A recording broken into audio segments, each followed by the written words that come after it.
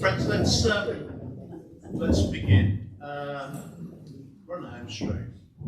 A glass of wine awaits the faithful. Those with a pure hearts. Continue to smile and do not fall asleep. It'd be good to just land where we were in the previous session before we talk about developing leaders. And also, I would love to capture our key questions. We've got some time for that now, so maybe worth thinking. What are the questions you still have that haven't been addressed, or that you want to think about or explore? I've proposed a model of church planting which centres on developing multiple expressions within a parish. And in a minute we'll talk about how that might be resourced, primarily by releasing lay people. There is a question of how will that work well together. The worst case scenario is that the things that are established sort of are isolated and insular, and what you don't have is a parish with multiple expressions, but you just have completely separate things that diverge and separate and don't relate. So implicit in the idea of an ecology must be that in some ways it is a family together. In that sense, it's an idea about a parish that would make it a microcosm of a deanery or a diocese, because in a diocese, although we have independent and self-contained parishes, we are also interdependent, and we have relations with each other, and we have interactions in different forms in different ways. So what do we need to do in order to ensure that we have some of that in the parish?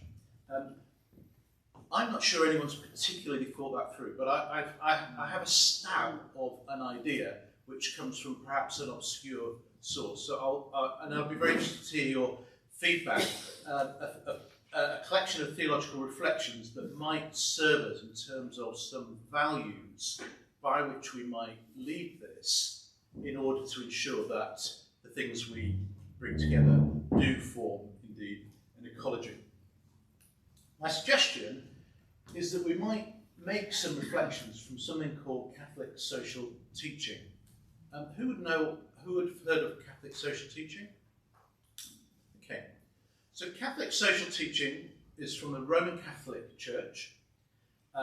It's a collection of theological reflections spanning probably up to 120 years.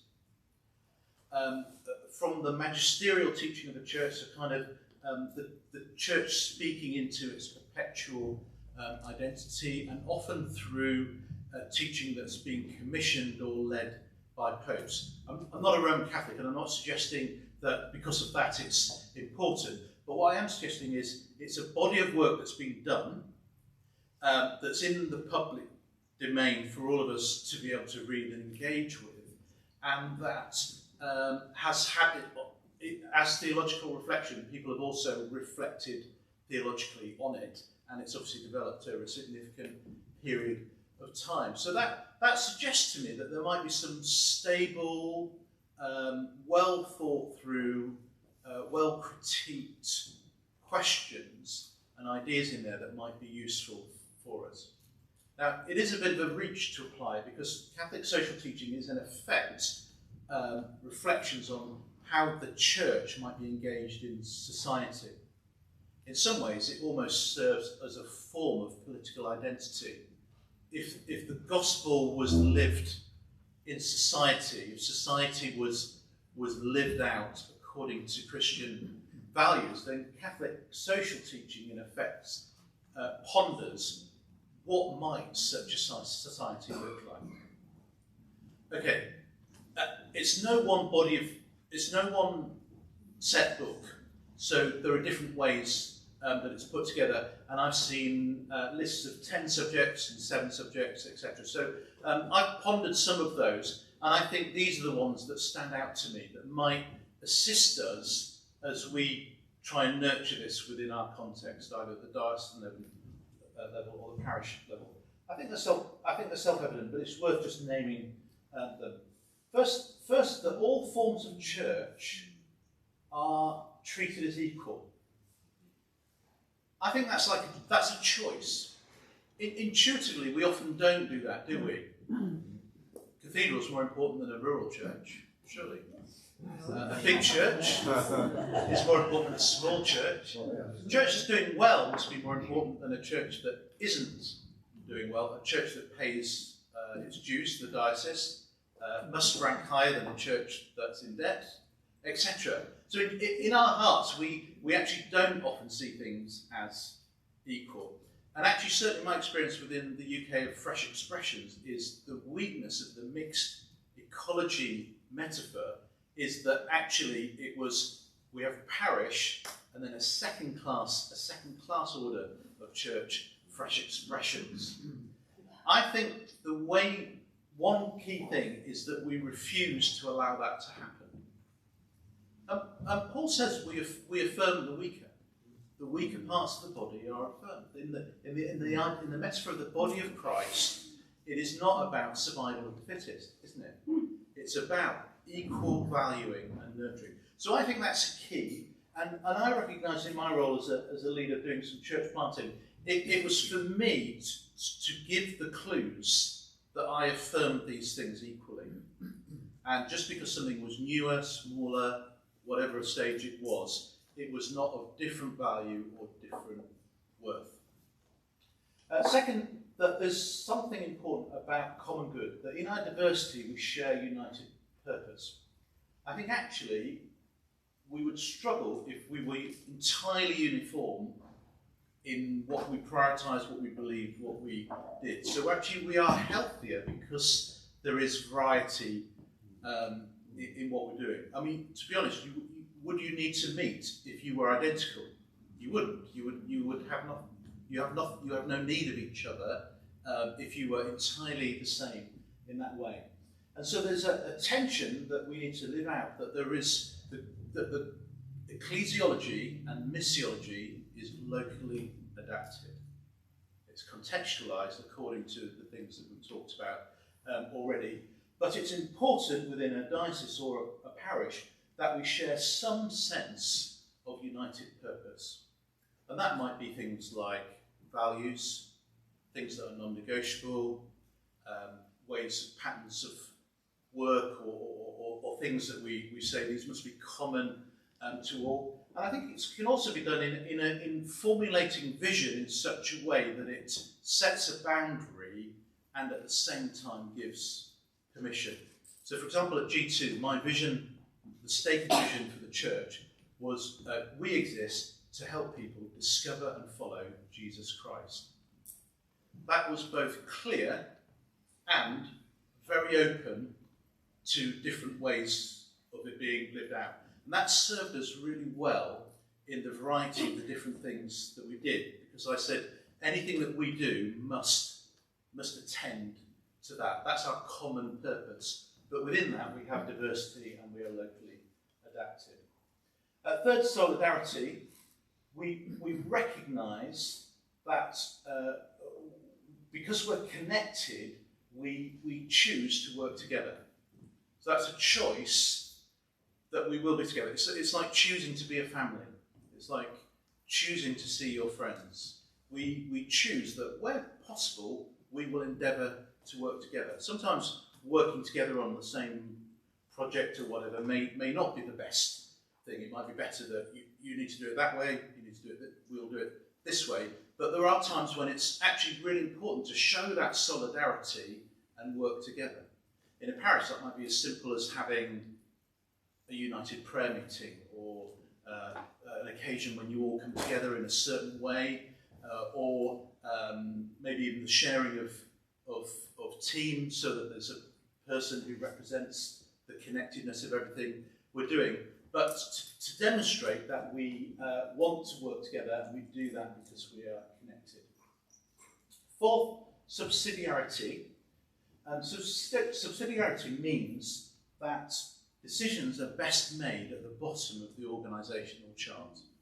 Or if a decision can be made lower down the organisation, then it should be made lower down. Don't make decisions at the top if you can possibly allow that to be made closer to the grassroots.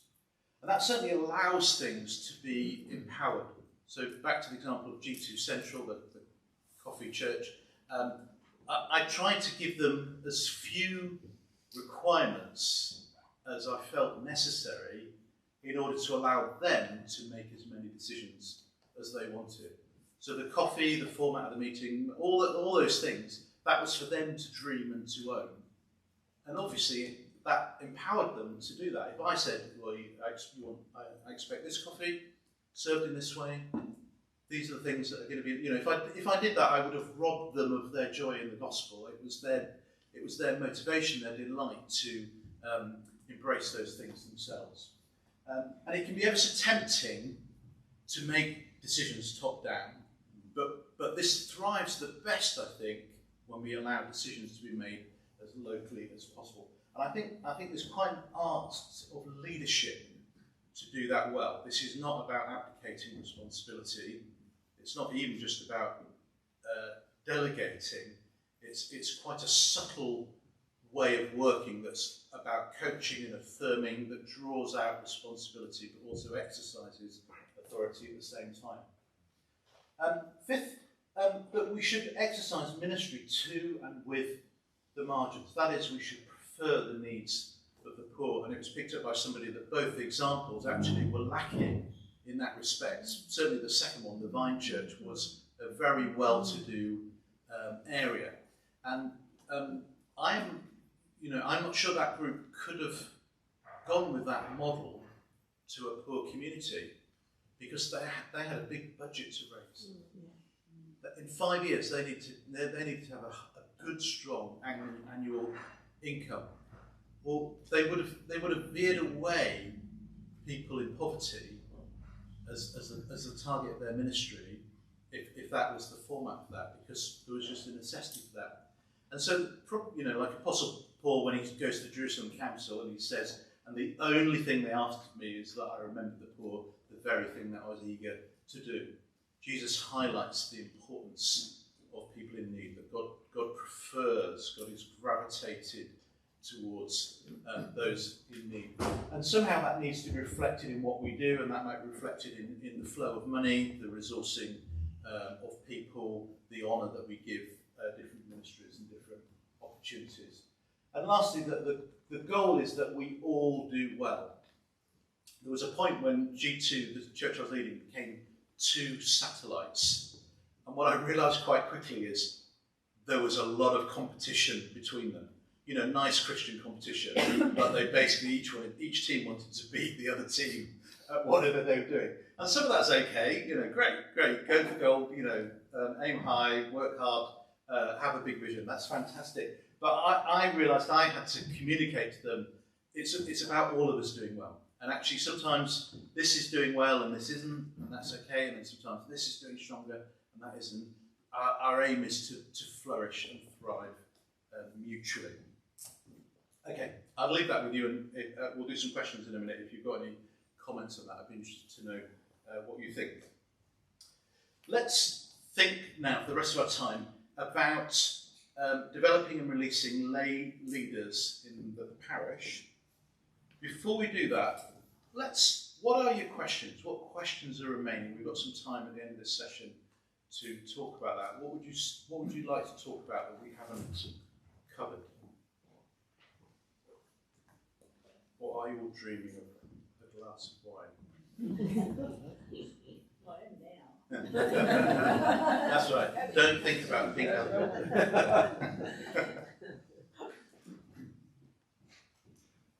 Christian, what Yeah. Yeah, sorry.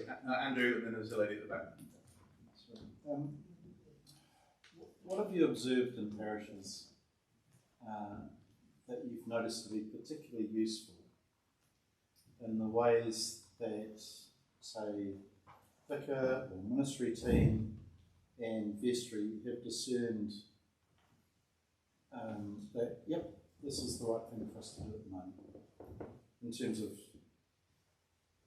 something new in terms of testing a church plant? What, just that whole discernment process within a parish, what are the things, perhaps the characteristics of that you may have noticed that have been helpful? Great. Actually, I wonder if it's better if we address these now. Should we pick up a few? And then, did you? Yeah, I was going to make a comment. My experience of being in the Anglican world compared to Pentecostal world is permission is much harder to get for something new. And, you know, that was true in Wellington Diocese, even though that there was a move in that direction. It feels like layers to actually create new in a way that younger denominations are way more like flexible and also vulnerable to crashing as well, because you can make quick decisions. Yeah. So I'm curious about your comment about how we create a culture of permission, because that's what we want to head towards. But also, the Anglican default is way more towards control, and a preference that things are in control. So there's some real tensions there, I think, in what you were suggesting and the way we prefer to operate. So yeah. And there's a fact here. Yeah, I'm curious about longevity. So Nigel, when he was doing one of our opening things yesterday, talked about relationships tending to be episodic these days. Does that also apply to the church? So we have an episode of some kind of a church plant which lasts for that number of years. The leaders move on, they lose their pizzazz, and that's the end of that particular creation. And then it's time to plant another one. Are we looking at planting 5-year churches? So what's the longitudinal research, and how are we going on the long-term sustainability of these? Yeah. Let's stick with it. Can we speak to these three, and then we'll do another round? Is that okay? Andrew, you're asking about how are things discerned in a parish? Any examples of that? And can I just observe that there's a relationship between the question I asked and what Nigel's asking as well? Because I think one leads into the other and actually leads to what Di's. So I'm happy to you can take all three at once. My take is, I mean, different churches do it differently. I have preferred to find the earliest way to do the smallest example to test out an idea. When we were talking at lunchtime, we were talking about discernment for church planters, and my suggestion, we ask that person, have you planted a small group yet? Oh, you haven't? Okay, go and plant a small group and come back and tell us how that went. And that will help us to discern your potential for planting a church in the future. So that can also be a way of testing out ideas, the idea of planting many seeds and seeing what might germinate. I think some initiatives are definitely speculative. So you might sort of wonder, I wonder if we should do a cafe style thing. I know some friends that might come. Well, let's give it a try. Let's see what happens. So there might be many examples like that are, you don't necessarily feel like God has told us, but you think, oh, well, there's an opportunity and we might be able to respond to that, so you might do that. There might be other opportunities that are much more concrete. So speaking to a friend a couple of weeks ago in Middlesbrough, which has been until recently predominantly white, and he said because of how COVID affects house prices, his local community is now 30% minority ethnic, the majority of whom are Farsi-speaking Iranians. And his conclusion as a parish priest was that therefore we must attend to in what way we will connect with the Farsi community. And he was trying to work through, is that a sort of integrated thing? You are welcome to join us. Is it a sort of, we would like to find out what you and us together would look like as a new expression, or is it we'd like to start a service just for you? So I think those are more concrete. The idea, when you get a new housing build at the other end of the parish, and so you think, well, okay, and it's different housing, different ages and stages, maybe we should start something new for those, then I think those are more concrete and obvious. The other process, I think, is historically the practice of planting is always in an order that mission. So we sow the seeds of the gospel, and we don't know what will happen. Then we see who responds, and we nurture, and from that we might see a planted church or a plantling emerge. So in 1 Corinthians 3:6, that's what Paul says. He says, "I plant," by which he means I sow the seeds of Jesus Christ. Apollos nurtures, so Paul's a bit difficult to work with, but Apollos is a nice guy, the kind of person you want to be with, and he's encouraging and he prays for you, and so he nurtures the community, and then and God gives the increase, as in only God can make it into a church. Does that help? And I think you can do it at a diocesan level as well, where you look at parishes and you can think what's happening where, and might this be an opportunity in a period of time. I think there's a logic to that, especially if the alternative is, well, we close that or we sell that building. Then certainly we do a lot of that in dioceses at the moment. Nigel, you're talking about permission. And do you mean within the denomination, or do you mean within from the leader of the parish? I think it's parish and beyond parish, because there is a high complexity of decision making that we deal with in, say, an independent church would. And mostly independent churches do probably more church planting than we do as a result, because the process is less complicated than parish boundaries and all that sort of stuff. So, but it is more boom and bust, certainly. Yeah, it is more boom and bust. Totally. So it's better at the front end. Yes. It's not so good when there's a disagreement over some vital piece of theology, and there's a separation of ways. So the advantage of historic denominations is we are more stable, which is a good thing, and maybe the time we need to invest early on doesn't need to feel like wasted time, because we know actually we're doing well. Very few plants in England fail at the moment. Now that might be an indication that we are missionally conservative, that we're actually playing it safe. It might well be that. But it might well be that there's some stabilities that are actually found from being a historic denomination. I think the other thing is that there's no shortcut to building relationships. I don't think you can make this mechanistic or like a form or like a flow chart, and so people can just look and say, if I do this, I can do this. I think somewhere a person has got to affirm somebody, like I did with Josh, and ultimately you're playing a ministerial hunch that your experience so far suggests that this is probably something that's worth doing, and you might also have a sense of what safeguards need to be in place to make that work. Other groups, I think, are far more prolific and may have very different answers to that. If you look at the things like DMM, then planting is sort of implicit in the model. So you don't ask for permission to multiply your micro church, because that's the absolute identity that when we're more than 12 people, we become two groups, and the assistant leader becomes the leader of the next group. So it works slightly different in those contexts.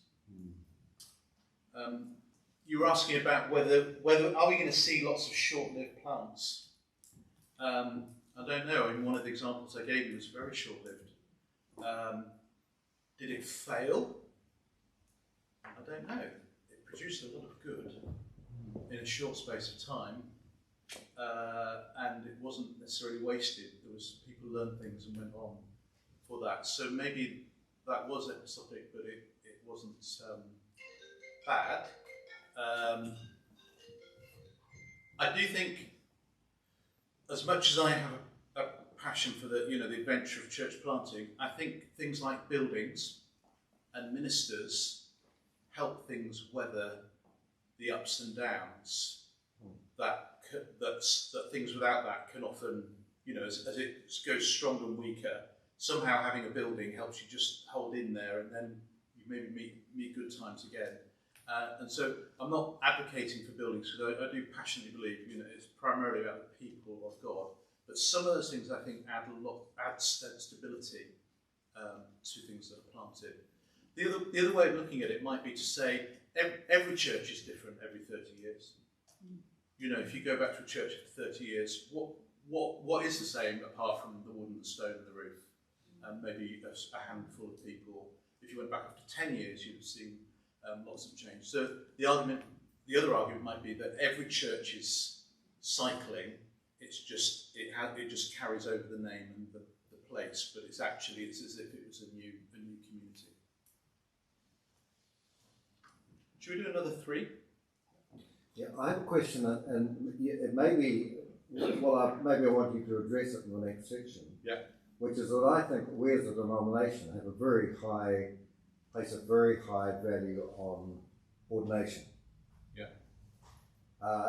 Almost to the point where we're culturally disposed within our congregations and our dioceses as well as parish levels to act as though the really important stuff is what happens by or around someone ordained. And we're all here because we're ordained. And you're going to talk to us about the key role of lay leadership. Yeah. And my sense is that, a big difference between us and the Pentecostals, which is the other end of this sort of Protestant spectrum or live with, is that for us, that emphasis on ordination, almost a qualitative difference between the sort of ministry offered by the leadership who are ordained and the leaders who are not ordained, and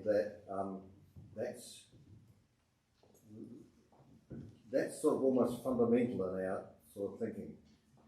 Is that or do we share that with the Church of England, which is your context, and is it a problem? That's I don't expect you to answer. That's my question for God, really. Yeah. Is it a problem? Do we have to address this somehow to get ahead? Yeah, and Andrew may want to chip in when we come to that. Let's have 2 more. Yes, Christian, just would like to talk about cultural diversity in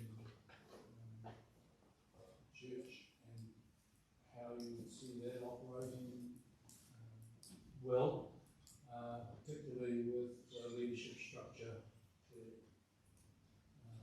perhaps does devolve decisions to other cultural groups, but in our context, I think there could be some issues around how decisions are made. If they were to coexist, so we could have some comments around cultural diversity. I'm not sure that this would provide sort of is sufficient bringing cultures together in the same college. Great. There was somebody at the back.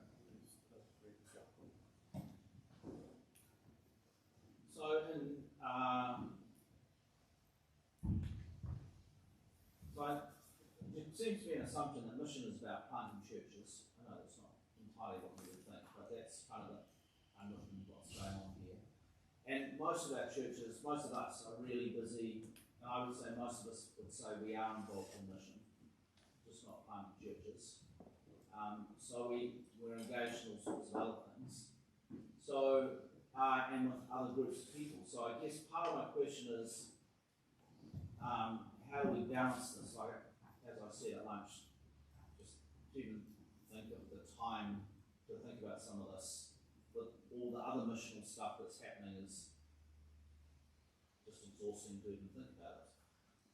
But also, so how do we manage that? But also, what are some of the questions that we might be thinking about with some of those groups that we work about that might help us then think, is there a possibility of a church plant here in some way? So, for example, in our op shops, we work with a community of people, many of whom don't come to church, but they're enthusiastic for the life of the op shop.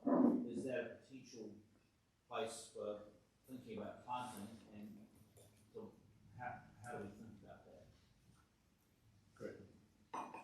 Let's stick with those three. We can maybe do another round. I don't know if England has anything to help on that ordination question, and I see two tensions at the moment in our context. Some are calling for a higher view of ordination, more training, higher selectivity, less self-supporting and locally supporting. And their argument is, how can you possibly authentically lead a church if you haven't studied this. And of course that becomes a very long list that's bigger than even what 3 years of study could provide. And so there's a strong push for that at the moment. Others, I think, are more pragmatic and work backwards and say, since it is the ordering of our church that some are ordained bishops, some priests, some deacons, so therefore wherever we see that grace gift happening, we should recognise it and not do that with some hindrance. So if somebody is leading a church and we see the grace of God at work, then we should ordain it, or we should lay hands on it, or at least move towards that and not make that a difficult thing to do. So we'll talk about lay leaders in a minute, but some people I know will be very anti that and would say if they are leading a church, then they just should be ordained, and they shouldn't be a lay leader because they're not a lay leader. They've been called to lead a church, and I think there are differences. I think when I talk to people, I ask them whether it's a lifelong calling. That's a helpful question. I think some people have a season of ministry in them. Now, some people don't know, like who knows what they're going to do for the rest of their life. It's certainty. But I think the ordination question does centre around, it's an ontological thing. So it is about the whole of your life.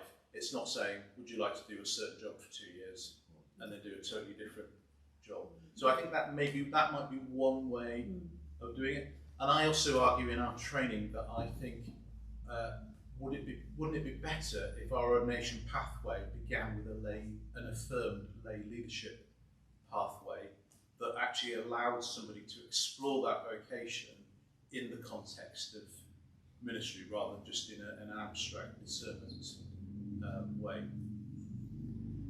At the moment, the leaning in England is towards ordaining more people with less training. But I don't know if that's a good thing. It'll take 20 years to know whether that's wise or foolish, I think. Was it Rodney?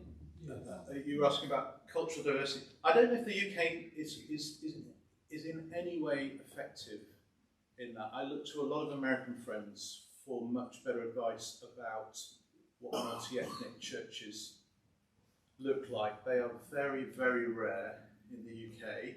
The ones I see have genuine shared leadership at all levels, and that does seem to be something that's important to sustaining it. Otherwise, what you're saying is there is a majority group that will give accommodation to a minority group on their terms, and I think that probably isn't sustainable. I've got a friend in Stockton with 26 different nations in his church, and they have services in 5 languages on Sunday. He's got an incredibly diverse leadership team, and in some ways I think having so much ethnic diversity for him is a form of stability that actually helps, because it's not a sort of binary thing of we've got some black people, we've got some white people, but this is a cosmopolitan church, and it reflects what we see in our local community. So I think it adds to the church's authenticity. The alternative that I do see is we see churches that reach different racial groups, and clearly that works. That's the homogeneous unit principle at work, and that's what we feel comfortable in, and yet it clearly creates a divided, segregated church. So I think that's a very worrying thing that we have in our context. So in London there'll be black churches and there'll be white churches, and they might even be on the same road, and they may get on with each other, but what does that speak about the people of God to society, that we are we choose to be, or we are pushed to be segregated in that way? Did you want to add any comment on that as you raised it? Well, I suspect that would be your answer. Your statement earlier about having different, you might call them congregations, who are equal and evolving the decision making around them. That would require special sort of leadership at the top, say that, wouldn't it, to be able to allow that to happen. So it's not, certainly there's another level of sort of culture, certainly in terms of enabling this to happen. You might say, well, we're doing that with a Wednesday congregation, other congregations, but now we're trying enabling church plants and ways where we haven't tried. Yeah, thank you. So the question I'm asking is around leadership. I think your answer is lay leadership. But I'm asking about the lay leaders' leadership, the leadership of the lay leaders. So you're right, representation is important. I think the senior leader holds a very important role as a symbol of unity. And if they understand that, you can do an awful lot to protect and promote values. And I think in this type of context, it's incredibly important that the senior person understands that they are the one principally holding those things together, and where they see those values slipping, then they need to address that. I'll give you an example. One of the things I realised early in leading G2 Church was some people behave differently if I was preaching because I'm ordained, rather than the lay person that I asked.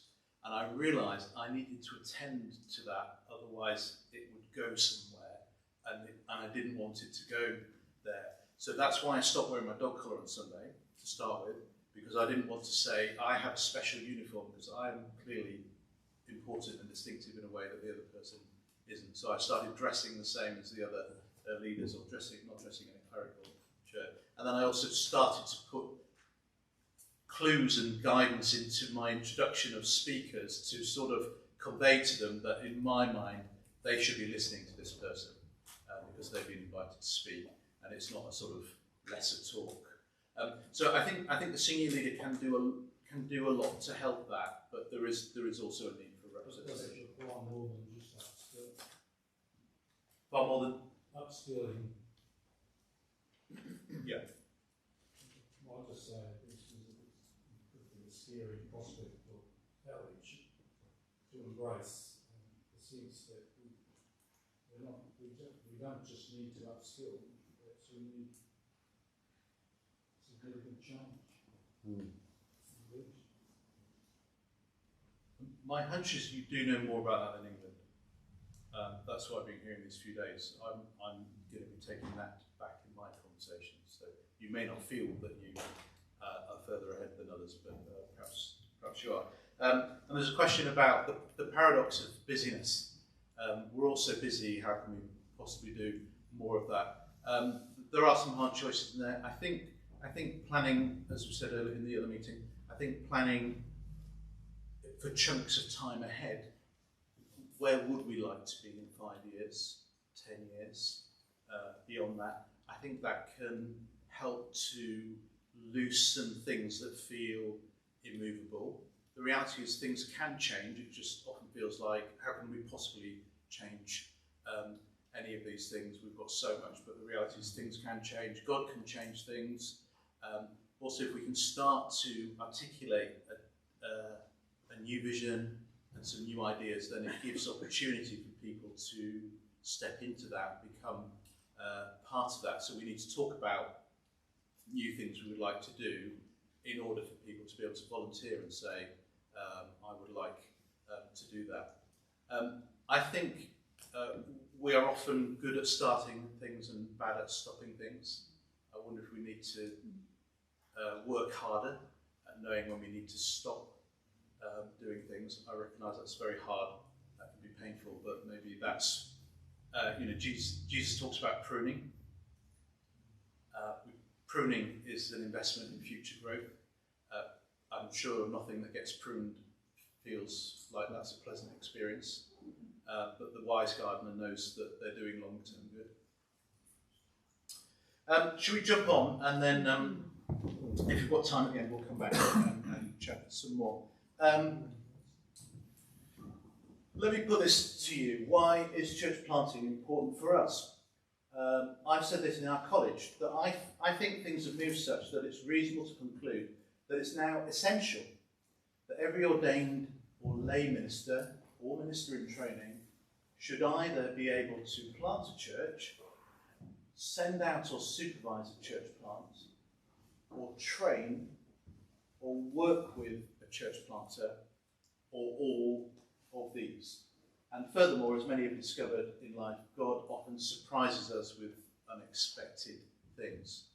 I think for us, even 10 years ago, church planting was an interesting, exotic thing on the fringe that a few people did, whereas we were getting on with the core of ministry.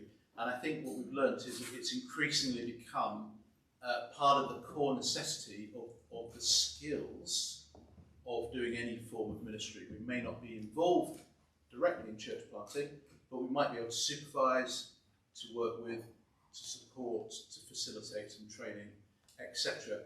And I also, I've got a friend who teaches at Cranmer Hall in Durham. He's the principal of the college. He speculates that perhaps a third of his ordinands who don't think that they'll be involved in church planting will be in the next 10 years. Now that's just his guess, but that's his sort of intuition based on what he thinks is happening in terms of the changing shape of ministry. Okay, well, let's talk about identifying lay leaders. We'll talk about supporting lay leaders, and then I want to just finish with maybe just a bit of a profile of what are the dreams of the disciples that we need to be raising up and shaping in our churches. So how do we identify lay leaders? Well, this is not necessarily the full list, but this was my brain dump of things that I've done or things that I've seen others do. One is to ask people their dreams. I've said that already. I never stopped being amazed at the profound and powerful things that God had said to people, and I realised I'd have never known that unless I actually directly asked you to tell me what it was. And so you might be thinking, oh, I haven't got anyone that can do any of this. I'm sure you're wrong. I'm sure if you could have some conversations with people, you might think, that's amazing. You're passionate about that, and that's interesting because we think we should be doing something in that area. So ask people their dreams. Second, I think you need to affirm things in people. It's the way of being a person that often what we are good at ourselves, we just think that's normal and everyday, don't we? And it can be a beautiful thing just to look somebody in the eye and affirm them specifically and clearly, and say to them, do you know what, Miriam? I see in you somebody who's got a real heart to invite people to follow Jesus. Whatever it might be. And that can be an incredible pastoral thing that we do in just the course of our ministry. And I think we often, this is my experience, we often think those things and we never say it. It's like forgetting to say to your spouse that I love you. Oh, she knows. I told her we got married, you know. I just forgot to say it. I think pastorally we often forget to tell people, oh, that was amazing, that thing that I saw you doing. And I think, oh, you're incredible at that. That's such a gift you've got. And that, I think, is like Apollos watering. It's nurturing the seeds and allowing it to grow and just see where it might develop. And the third is, I learned that what I could do in the church was I could organise the church and lead the church in such a way that I could create opportunities for people to have a go. So, for example, I came up with this idea that we'd do something called Ignition Sunday, where people who'd never done a talk before could do a 5-minute talk. So we called it Ignition Sunday, and we had a logo or whatever, and we met with the people beforehand, and they all practiced their talks, and they'd all, because they'd practiced it, they got the affirmation that that's a fantastic talk. I'm so glad you're going to be saying that to the church, so they're not uncertain. They feel like, oh, good, there's no heresy in there. I'm good to go. So you said, don't add anything. Don't make it a 50-minute talk now. It's 5 minutes. Stick to the 5 minutes. And that was an incredible activator for people. But I created that opportunity so that we could give people a throughput for that. Actually, in 10 years, 100 people did that. And that had an incredible sort of can-do, get stuck in. This is a church where there's a place for everyone. It had an activating feel to it. So that's just one example. I think you can think of lots of ways you could include somebody. It's even as simple as getting someone to do the prayers with you, or assisting you, somebody just joining in with something you're doing. And by doing that, you're creating a nurturing opportunity. Fourth, I consider everyone and don't be lazy. We coined this phrase that we would not be lazy leaders. We realised at one point we were lazy leaders in that we weren't very diligent at inviting people to do things in a good time and in a good way. We often talked ourselves out of, they wouldn't want to do that. And so I used to say to the team, we don't say anybody's no for them. So it's not for me to decide whether they're going to, they're too busy. Well, they might be busy, but busy people are good at getting things sorted. So it's up to them whether they want to do that. Would they like to do a 5-minute talk or whatever it might be? And I learned to flip, rather than to think, have I noticed anyone? Eventually I got to the point where I thought, I'll go through everyone in the church. Why not? Why not this person? Why not this person? Because I'm looking to think, how can this person be activated and drawn into some form or shape of ministry? Create systems or templates that help them to have a go. So like the Ignition Sunday, where somebody meets you beforehand, you have a practice, you've got a buddy sitting on the front row, cheering you on, so that when they look at the gloomy faces, you're like, it's brilliant, go for it. So, anything like that just sort of, in training, that's called scaffolding. It's something that assists the thing that's going to grow anyway. It's like a catalyst. It's an assisting thing.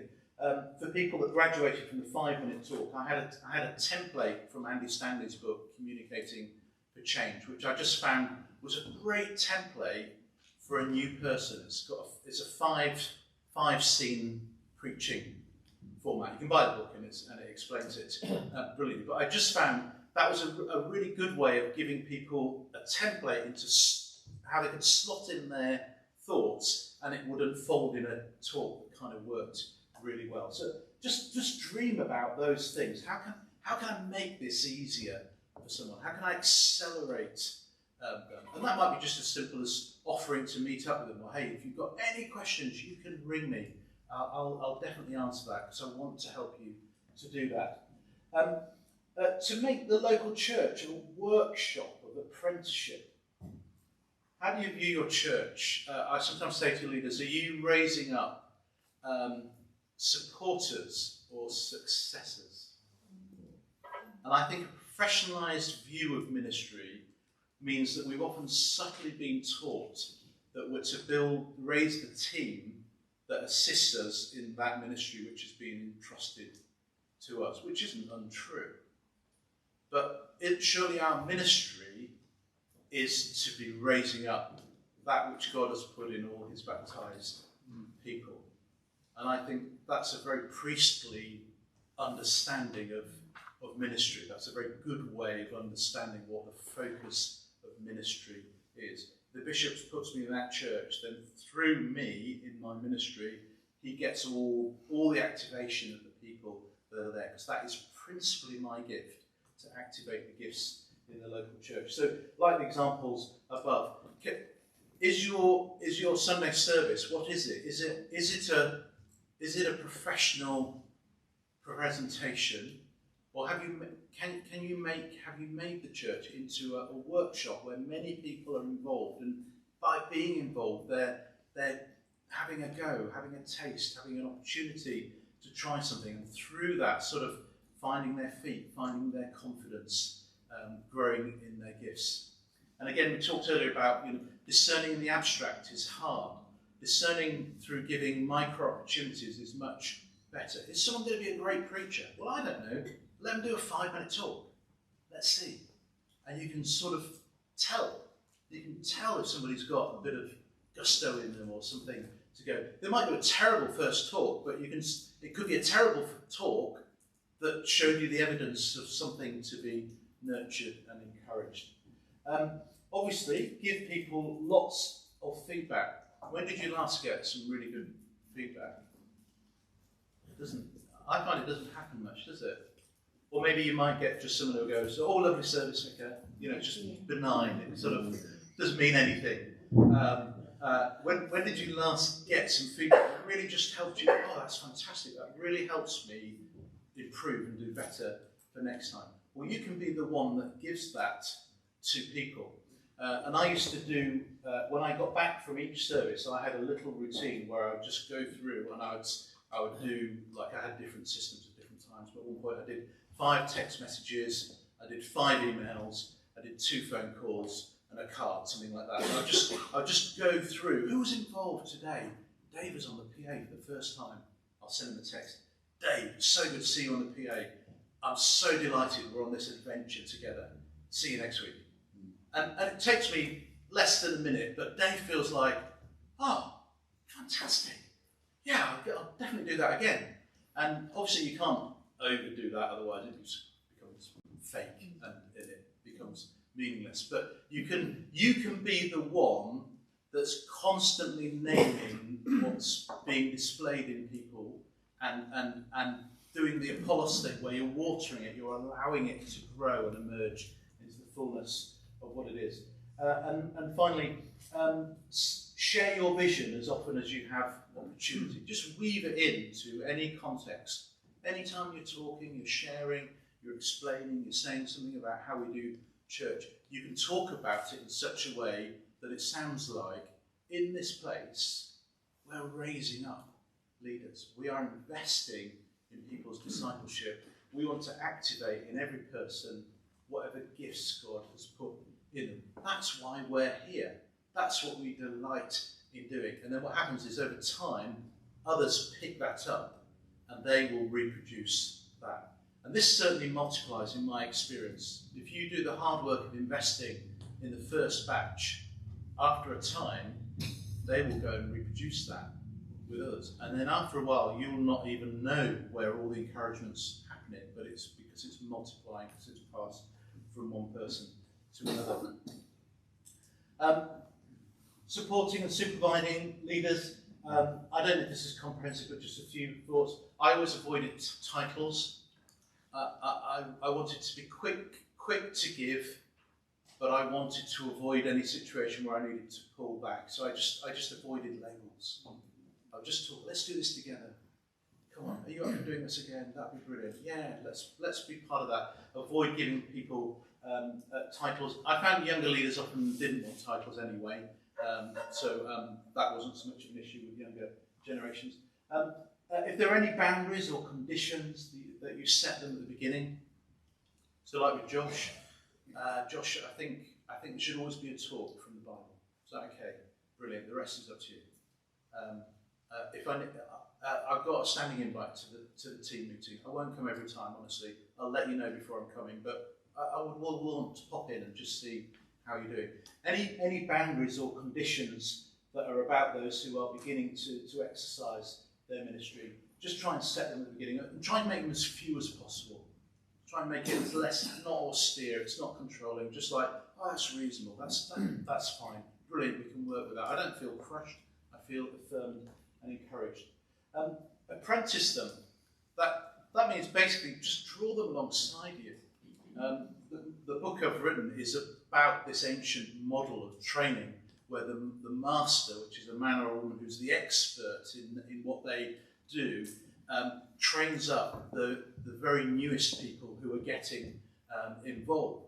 And that's basically done by osmosis. It's done by being close to somebody who's doing it. It's by observing, by receiving feedback from, oh, I like the way you did that, and oh, that was helpful the way you did that, or have you thought of ending your talk this way? That might have landed in the way you wanted it a bit more. That's all apprenticeship, and so again, that's an investment. It takes a little bit more time to draw someone into that, but I've noticed you can very quickly see people move forward in their confidence and their ministry skills. I think it's important to take risks balanced with being responsible. So we don't abdicate responsibility, but you can't, we talked about messy church, haven't we? We can't raise up leaders and guarantee that nothing will ever go wrong. But what you can do is be smart about managing risk. And in other contexts, that there are whole professions that deal with that, aren't they? In engineering and other practices. Risk assessment is not about eliminating risk, is it? It's about assessing and managing risk. So you can do the same within your church. Don't take a stupid risk where something, the downside of this is incredible. Start somewhere else. Make the risk smaller. But also trust your sense of your relationship and what's happening with this person and their past evidence and how they've been with you and your that all sort of adds to an equation in your brain where you have a sense of, I think this will be okay. It doesn't guarantee it's going to be perfect. It might be a mistake, but it will be okay. And ultimately take responsibility. I'll tell you the story of Gav. Gav was a student and I invited him to lead a service. He had a lot of energy. He was a fantastic guy. Unfortunately, in his introduction, he did something wrong and then actually dropped the F-bomb. If you've seen, is it in Love Actually, the scene when the Prime Minister comes in? It was just like that.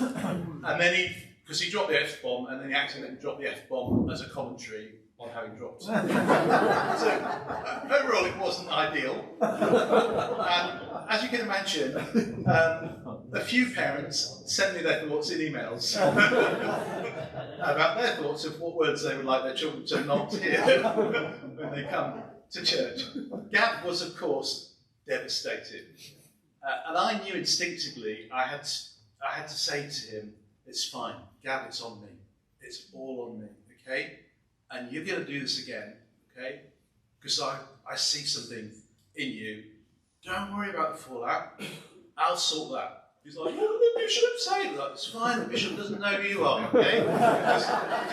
You'll be an unnamed person. And then, responded to the parents and sorted that out. And then Gav did go on to lead that. And then, let me finish the story. About 4 years later, Gav was in one of the teams leading one of our services, and I overheard him talking to a student, and I was halfway into a conversation, and the bit I heard was he said, this is a great church to be in, because if you do well, they'll give you the credit publicly. If you mess up, they'll take all the heat for you. And I thought, that's fantastic. That's the kind of church. What is my authority for? What is my experience, my credential for? It's for me to be able to take some of the heat from Gav so that he doesn't go, I've tried leading, I messed it up, I'll never do it again. Gav went on to be a fantastic evangelist, and he learned how, not to accidentally say the words that are not ideal in a church context. So take responsibility. You need to invest time in meeting up with people. You need to continue to give feedback. And at the beginning, your feedback obviously needs to err on the positive. You need to be gushing and encouraging. You don't wade in and go, do you know, there were 20 things wrong with what you did. Who's going to thrive with that? You need to say, that was brilliant. Oh, I was so proud of you. Well done. But after a few months of meeting up, doing things, then there comes a point when you've built enough bridge that you can say, hey, let's talk about a couple of things I really think you could improve. How about that? Would it be okay if I say that? Great, okay. Here's some thoughts, and you can give that kind of feedback. And I found the healthiest way to do that was to invite the same for yourself. And that is a very vulnerable thing. But I found people trusted me if feedback and advice was not a one-way thing, if it was mutual. I receive your feedback, and I value what you've got to say. You receive my feedback, and you value what I've got to say. Give praise when they do, we said that. Give praise when they do well, protect them when they don't, and pray for them. Let me finish with some thoughts about raising up disciples, particularly disciples that are missional. And the passage on the screen from Matthew chapter 9, in a paraphrase, says this. When Jesus saw the crowds, I put church. When Jesus saw the church, his heart broke because they were weak and lacked purpose, like sheep without a shepherd. He told the leaders, what a huge harvest, but how few effective workers. Start praying that God will send out effective missional disciples. I'm sure your church doesn't break Jesus' heart, but Jesus' heart aches for the lack of activation in our churches. That we have too many people who just attend, or even attend and just give money. But his desire is to mobilise all of his people to be involved in the fullness of the church's mission in society. Sometimes our saints are weak, they can lack purpose, and we're not shepherding them properly. We need to multiply the number of workers. Everyone in our church is called by God. We need to activate that and allow that to find its space. And we need to pray that God will help us to send out effective missional workers. We should aim to have no spectators in church life. People might begin by attending and observing and participating, but our ultimate goal is to draw everyone into some form of ministry, either in the church or expressed in the other aspects and dimensions of their life or in society. Are we making missional disciples in our church? So they're on the screen. I've got 5 suggestions of what that might look like. The first is that by making disciples, we produce new leaders for the church. Leaders are a vital resource for church planting. I've got a friend in the Diocese of Sheffield, and Sheffield is a diocese that's bankrupt. They have no money beyond the monthly cash flow. And I said to me, what's your scarcest resource? He said, it's people.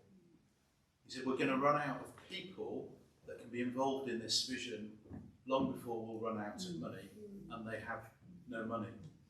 So people is our greatest resource. People is what we should be most investing in to see this mission do. And church plants are actually very good at stirring up discipleship and activating gifts within people.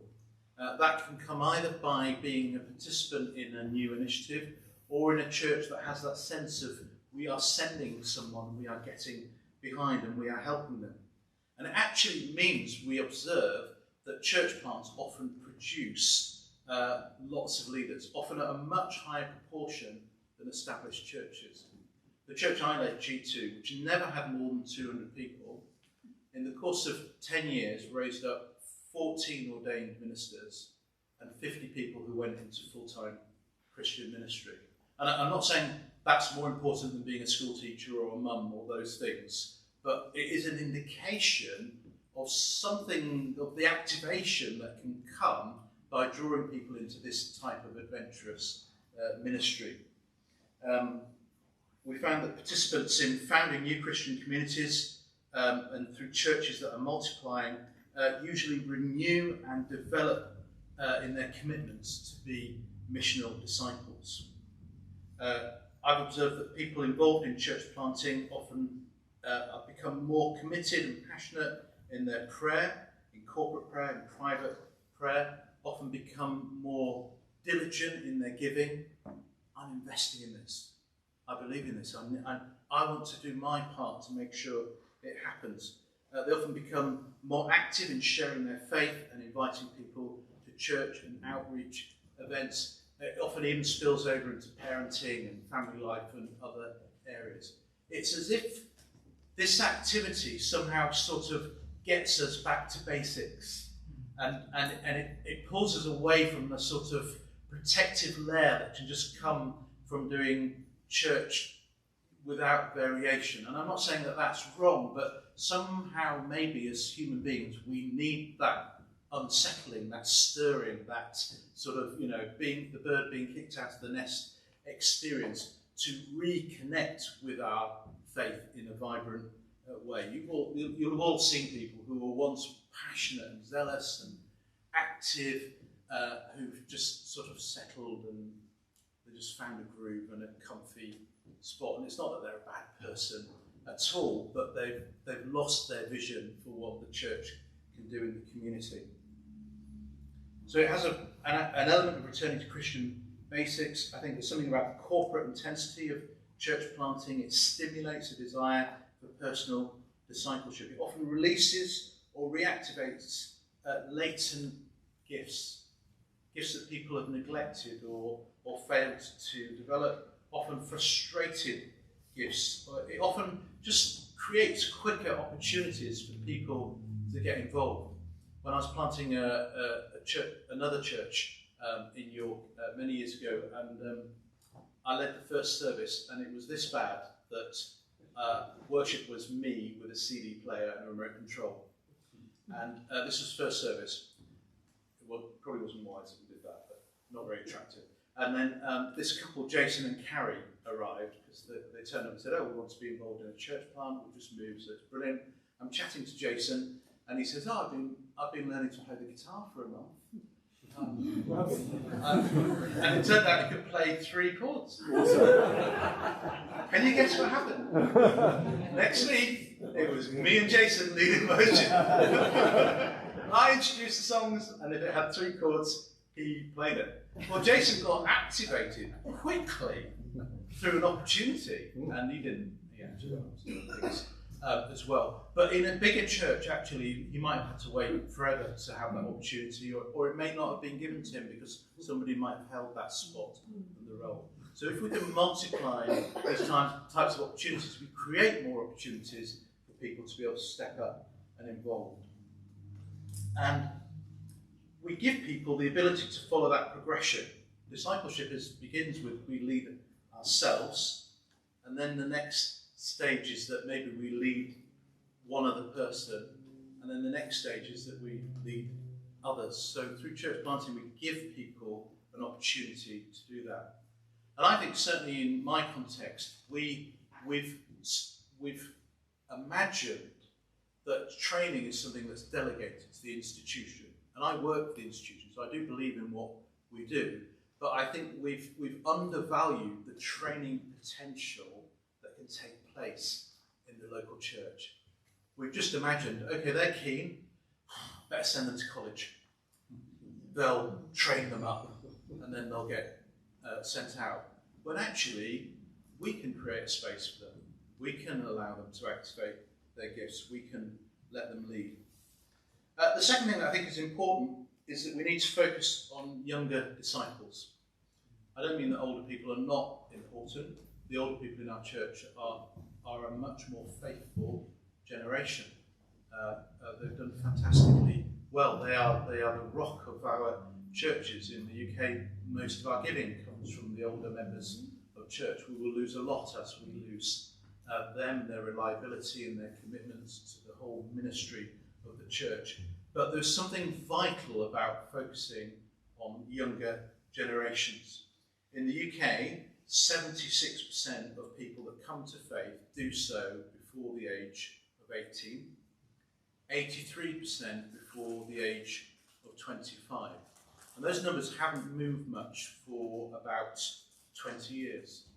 Half of people who say they're Christians felt that they sealed the deal for that. How they express it in the different traditions, it will be expressed in different ways, I know that. But half of those people would say it happened before the age of 12. So it tells us that the younger years are strategically important to mission. Every age is important, and everyone is equally important no matter what their age, but a lot of the mission weight is happening in those earlier years. And that should inform how we invest our resources and our focus. I think it also means we need to be really diligent at helping Christian parents to be effective at making disciples in their home. And I wonder if you agree, I think that's a diminishing skill. I think we've possibly lost the ability to catechize our children and to nurture them in the faith. I don't know why that's happened. Perhaps it's even happened because we've had great programs in the church and parents have gone, great, well I bring them to church and then the youth leader does that, the children's worker does that. Perhaps those ministries have actually, unfortunately, undermined the primary commitment of the home. The Puritans were really good on this. They believed that everybody's first church was their home, and that the gathered church was built on the strength of the home and the family as a worshipping, discipling community. And so if we do anything, and we won't see the immediate results of it, but if we do want to invest in the church of the future, then we need to be highly attentive to the younger years. Children and youth, and going up to maybe even something like age 25, and recognising the strategic importance of connecting with people and of those ages. And as we said already, in some of those seasons, people are highly networked. To win one is to win many. That if one discovers the gospel, it is like the seed or the yeast that spreads through the whole batch.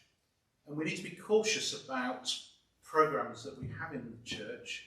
Good to have programs, but to make sure that these are actually first empowering parents to do what only they can do, and that it's adding added value to that, not de-skilling or taking away from that.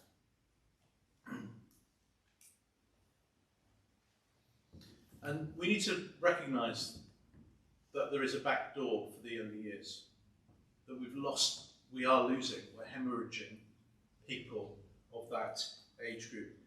We heard from Stephen Bullabund a quote in the previous session, and he's researched in the Roman Catholic context in Europe, including the UK, that for every youth that the church wins, it loses 26.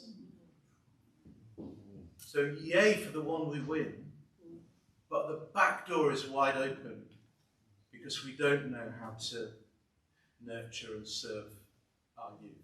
And it is hard. I know we're wondering how do we do this well, but we must be attentive to that for the future.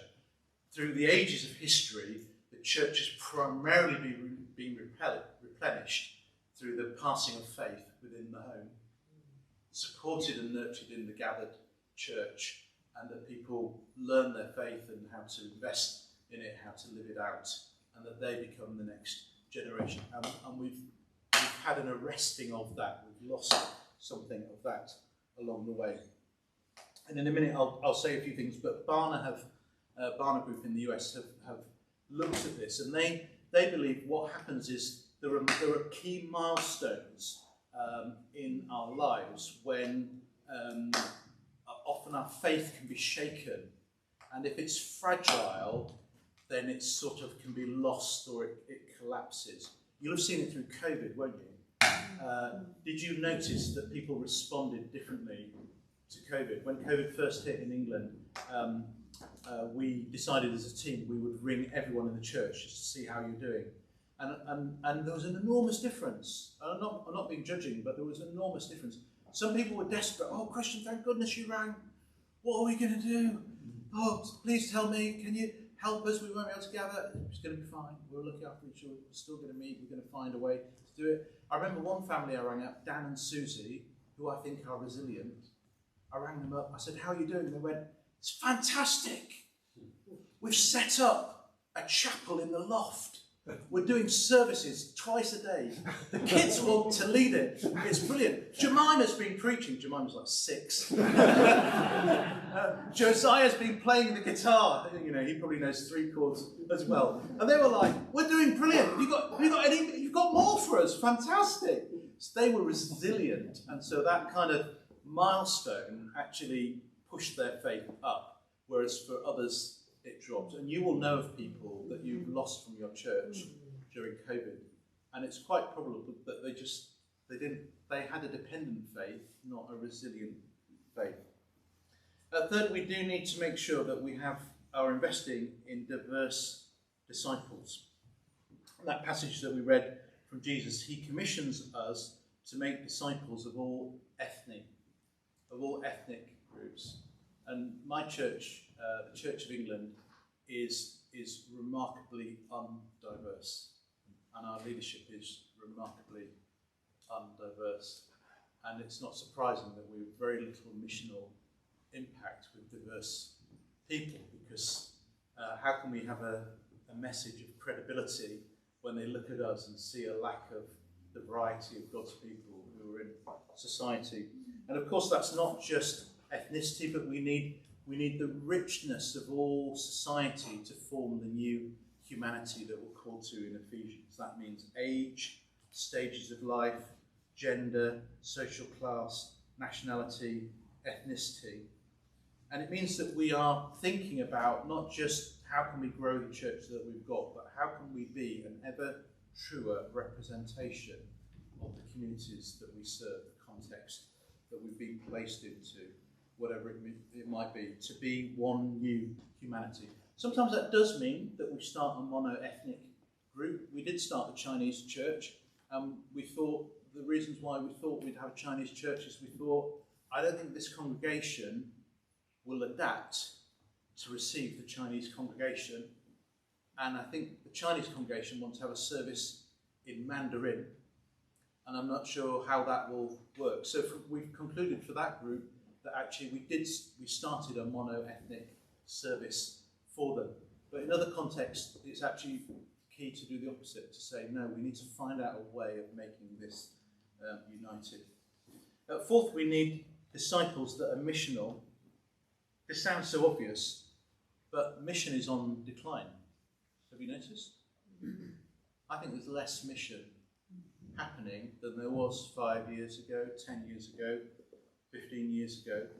I think there used to be more conferences on evangelism, sharing your faith, and how to reach your community. I used to go to those. I remember there was a regular flow of those events because it was on the pulse of the church. It was what was wanted. People wanted to know, how can we do this? Let's do this better. We just don't seem to have many of those now. And I wonder if we've actually lost our missional focus. And I wonder if we just talk about mission and we think about it and we've got words about it, but actually we're not really doing much. Yes, my dear, did you want to say something? Maybe one of the reasons could be because you're not going to them, you expect them to come to you. Yeah. You're not going out into the community. Yeah. You're standing in your Waiapu, Yes. waiting for the whole line. Yeah. Yeah, no, that's a brilliant observation, isn't it? Are we just saying, well, nobody's coming anymore, and actually our call is to be like Jesus, to be sent out, to be apostolic. And so I think we are less, in real terms, less involved in talking, training and learning about evangelism. And I think we're possibly doing less evangelism. And I also think we've lost our confidence in the gospel. I wonder if we even need to rethink what is our gospel. I think most of my friends, if I ask them, what's the gospel? They'd probably say, God is good, you're really welcome, and then I think they'd probably dry up. And I think that's a brilliant beginning. But is there any more? Is that an authentic message of Christ's invitation? Is that a fair summary of what we have in the Gospels and the New Testament, that faith which we are commissioned to go and share. And I do wonder if we need to do some theological and practical work on that, to just think through how we share it. I think many of the illustrations we use are brilliant illustrations, but they're quite dated now, from the era of C.S. Lewis or Billy Graham, and they were crafted and devised for different generations with different places. Billy Graham called people back who basically knew, I should be going to church and I know what I should be doing, I just stopped doing it. And that was who he spoke to, and that's how his illustrations worked. Our society is different, as we heard in the seminar, that most people are not against the church, it's worse, they don't care. And so the gospel needs to attend to that, to communicate that in a practical way. And there is a danger in church planting that we institutionalise church planting. We say, right, let's plant a church, then we'll think about mission. And the historic practice from the biblical period onwards is that we begin with mission and then we nurture and it becomes a planted church. And last is this, I think we need to develop resilient disciples. Following Jesus can be an enormous challenge, and you don't need me to tell you that the work you do adds pressures on your life. You carry those, you carried more of those through COVID. It's hard to contain your ministry like a job with boundaries that protect you. It spills over into all the other areas of your life and your time off and with your family, etc.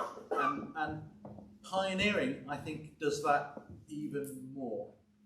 And so as much as I'm an advocate for saying let's get as many people as possible involved in that, I also believe we must do that with great responsibility. We mustn't put people into the deep end for something they're not prepared for. Certainly in church planting, I've observed there is a higher incidence of burnout, dropouts, ministerial failure, substance abuse, and even apostasy. One dear friend of mine in Leeds told me that the church that they began to plant 8 years ago, and there was a team of 8 of them, he said 4 of that team of 8 now no longer consider themselves a Christian.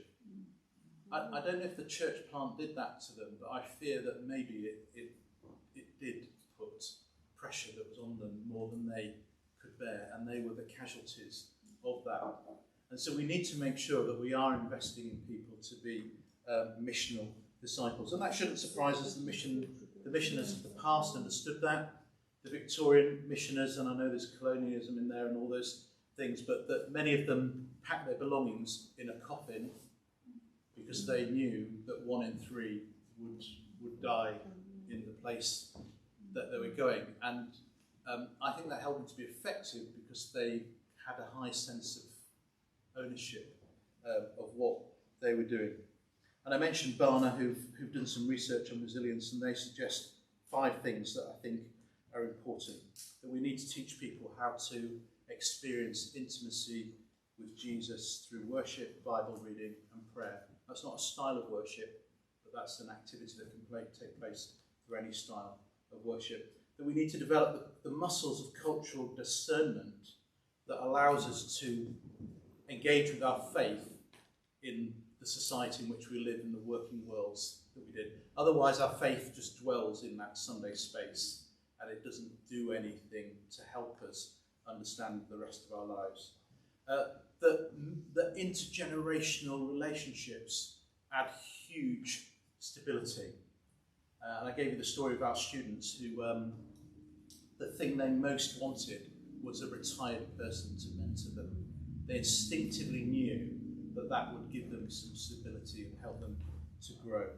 That we need to train people for vocational discipleship in their place of work. For most people, their work is probably the single biggest missional focus and place where they're working out their faith. So what we're doing in church, equipping people for that, and we need to help people to engage in countercultural mission. We need to be able to share our faith in ways that make sense in a society that perhaps isn't inviting us to share, but we are being faithful as disciples of Jesus. we shall end there. Can I pray for us? And we'll wrap up tomorrow. I want to pull some of this together. I want to look at some of the big picture of what can happen with church planting at a large scale. I also want to revisit some of the costs and the things that we should be attentive to, so that we're not naive in embracing some of these next steps. But let's pray. Father, thank you for your church, for your Son, for your gospel. Thank you for what you've given us to do, the roles that we have. We ask you to show us more clearly more of your mission in our generation, to how to navigate through the many challenges that each of us hold through our responsibilities, but nevertheless, that we might lead your church into its mission as the people of God in these societies.